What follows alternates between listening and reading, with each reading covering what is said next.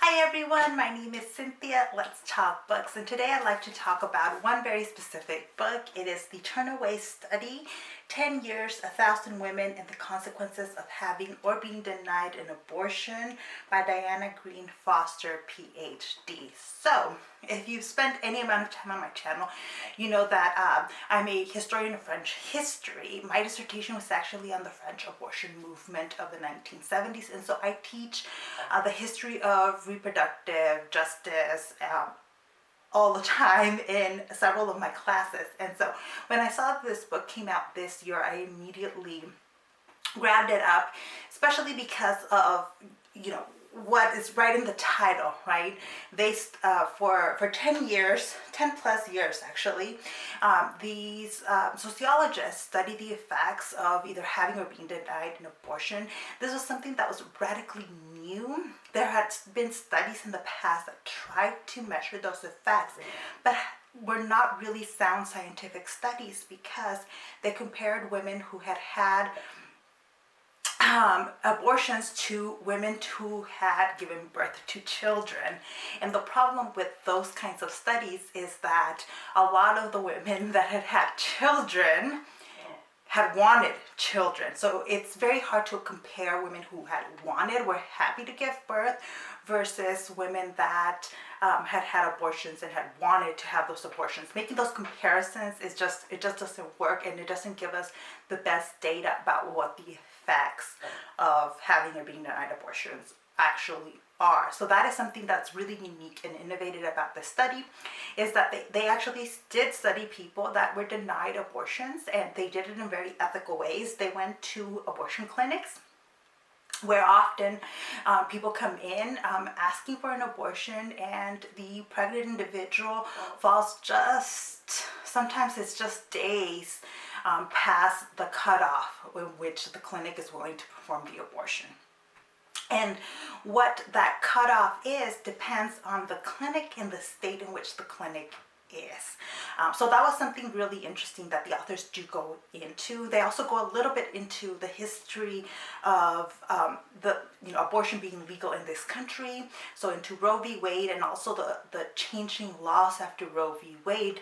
People don't realize that Roe v. Wade declared that abortion is legal in the United States, but since Roe v. Wade, the Supreme Court has said that it is constitutional for states to place limits. That as long as they don't completely deny an abortion to individuals, they can place limits. And one of the most common limits is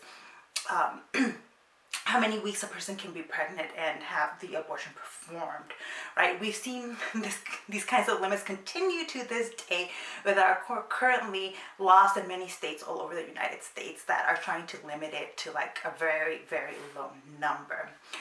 By the way, the problem with those kinds of limits is that, and the study actually talks about this, is that a lot of pregnant individuals don't realize they're pregnant early on. But regardless, all right, let's get back on track here. The main argument, or the main kind of results that the study gives us, is what kind of emotional effects, oftentimes it has been hypothesized that people who have abortions have negative psychological effects. This was actually used in arguments by dissenting judges in several different cases. The problem with that argument, and that we finally have scientific proof of here, is that it's not true. Out of all the people studied for this study, they did not see any dramatic, any negative psychological effects for individuals who had abortions performed. There were individuals who had mental health issues, but their mental health issues were not caused by the abortion. Especially as more time passed, they found that by the time a person hits the 6 months after an abortion, any negative effect disappears. They also found that a majority of individuals who get abortions in this country do not regret their decision.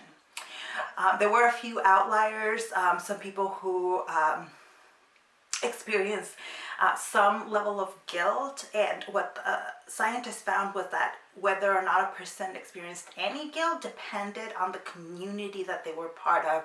If the individual felt like that abortions were stigmatized in their community, then they were more likely to feel any kind of guilt, but not necessarily regret. Even women who experienced some level of guilt did not regret the abortion.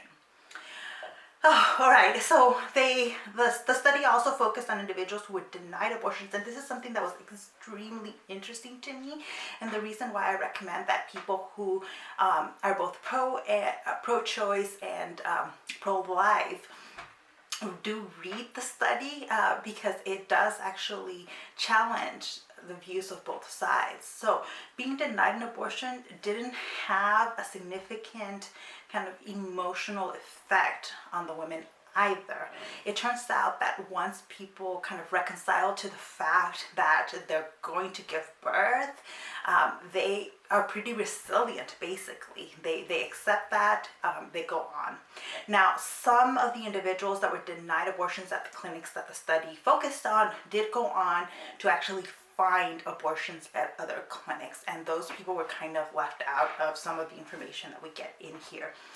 So that brings me to some of the limits of this study, and this is where I have what are some really important critiques of the study. The first, and I think one of the biggest problems with the study, and they talk about it right from the beginning, is that they only studied individuals that identified as women. They did not have any transgender individuals in their study. This is a huge problem, and especially it might even be tougher for transgender individuals, but the study left them out. And some of it, they say, was because they didn't find any transgender individuals coming into the clinics. And people that participated in the study opted into it. So it's possible that anybody who was not cisgender just opted out.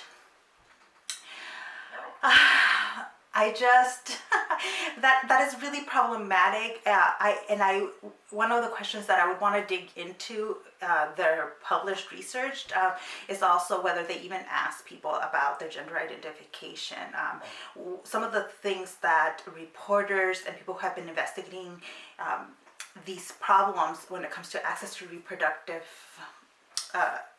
technology, reproductive medicine, when it comes to transgender individuals, is that it seems to be that they have a harder time. Oftentimes, people won't reveal to the doctors and to the nurses that they are transgender when they're in the process of getting the abortion. I was just recently reading an article on that. I'll go ahead and link it down below. But so I found that really problematic.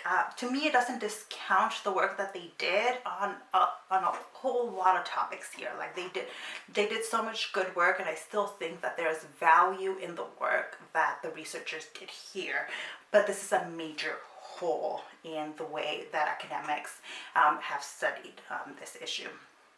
Another big hole was the issue of medical reasons for abortions. So most abortions, actually a vast majority, if you want the numbers, it's all in the book, of people who get abortions get them in the first trimester of pregnancy. Most of the individuals they studied who got what some people call late-term abortions were people who were younger and were experiencing their first pregnancy, and so they did not detect the pregnancy until the third trimester. Most of the people in the study are actually denied abortions, and so that makes up a larger percentage of the people in the study that were denied abortions. But the other kind of key factor of people who get abortions later in their pregnancy is people who do it for medical reasons, right? People whose desired pregnancies and early, but late in the pregnancy, doctors will realize that the fetus is missing a major organ and will not survive outside of the womb. Right, so I've read stories, because this is a research interest for me. I have read up a lot of stories of women who find that their babies don't have a heart, don't have a lung. And so in that case, in most cases actually, when that happens, the women still give birth. and people still give birth. But from time to time, and this is a decision that is made by the doctors and the families, an abortion is the medical procedure that is necessary in these cases, especially when the health of the woman is in danger. And anyways, those people were specifically left out of the study. Like they came across people who were getting abortions late in the pregnancy, third trimester, but it was for medical reasons, and they purposely left those people out of the study. And I wish that they had not, because it does need to be studied, and it is an important element in telling the story of individuals who seek and receive or are denied abortions. I think people need to realize that, nobody is going around committing infanticide, right? If a baby is killed after it is born, that is called infanticide. It has nothing to do with abortion itself. And I'm seeing a lot of myths popping up, especially as a lot of the myths surrounding abortion have been disproven. People try to really reach into these weird areas to create new myths, and that's one of the ones I've been seeing a lot, that in states where late-term abortions are allowed, that mothers and doctors are actually committing infanticide, and I'm like, that's not happening, by the way, and that's murder and illegal. We're talking about different situations when we're talking about this. So anyways, those were two big problems with the study. One of the most important points that I found here, and a lot of my research in the 1970s in France actually paralleled what they found in modern day U.S., and that is that the general kind of the demographic makeup of most people that are seeking abortions is made up of individuals who are married and have already had children. Oftentimes, this is the third, fourth, fifth pregnancy that an individual is seeking abortion. They also talked about the economic reasons why people seek abortions. Economic reasons are the main reason people seek abortion. That they feel that they cannot afford to have another child. They also talked about Roe v. Wade and some of the problems that even pro-choice advocates have had with the way that decision came about. So one of the things I learned, for example, is that Ruth Bader Ginsburg actually did not agree with the Roe v. Wade decision, not because she thought that it needed to be overturned, but the legal reasoning behind it. So in Roe v. Wade, the Supreme Court decided that abortion should be legal because of an individual's right to privacy, right? So that reproductive technology fell under the domain of privacy. For Ruth Bader Ginsburg, that wasn't the right legal reasoning.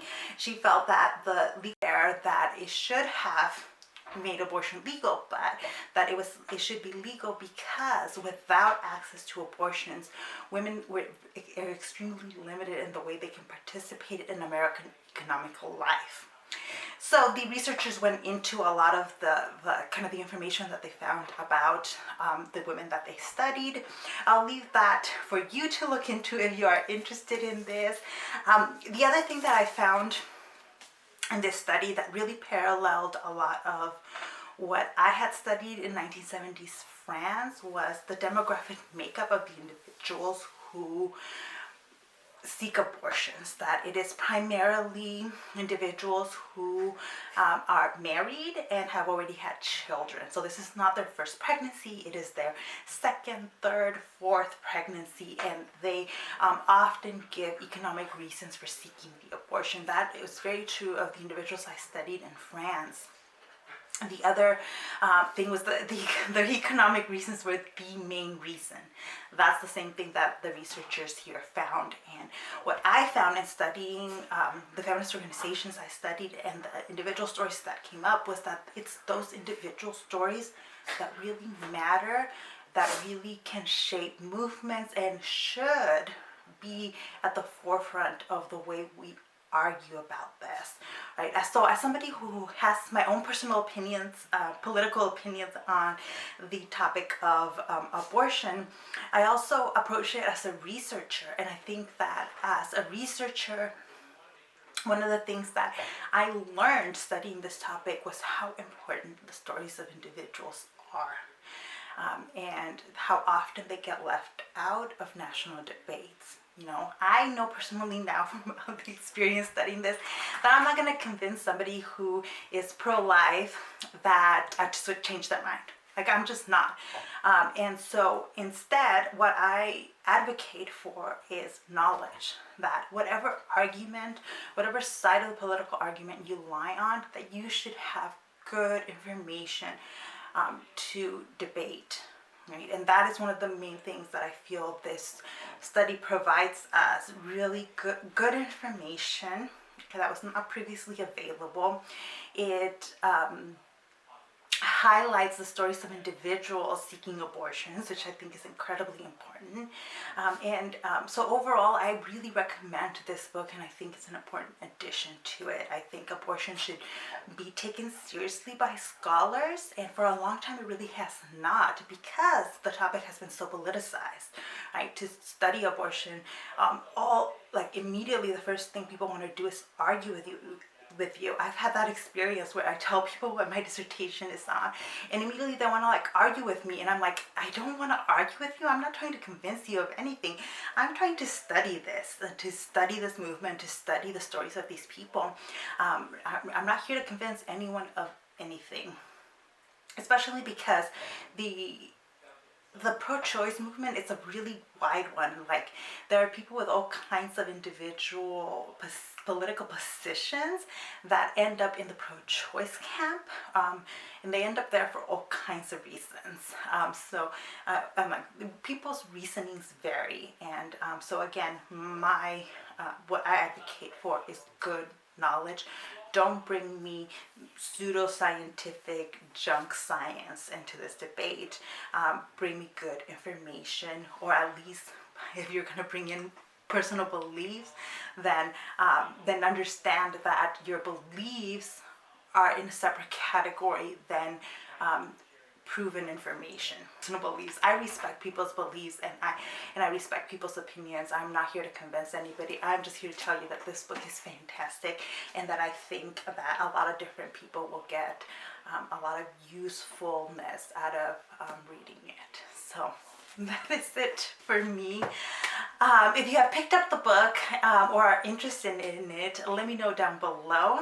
I don't put up with trolls or people who just want to argue. This is not the space to just argue, but I am a professor, and this semester I'm teaching a class on the history of reproductive rights, and so I am always open to people who are genuinely curious and want more information, not to trolls though. So there we go. Thank you so much for watching, and I'll see you on the next one. Bye.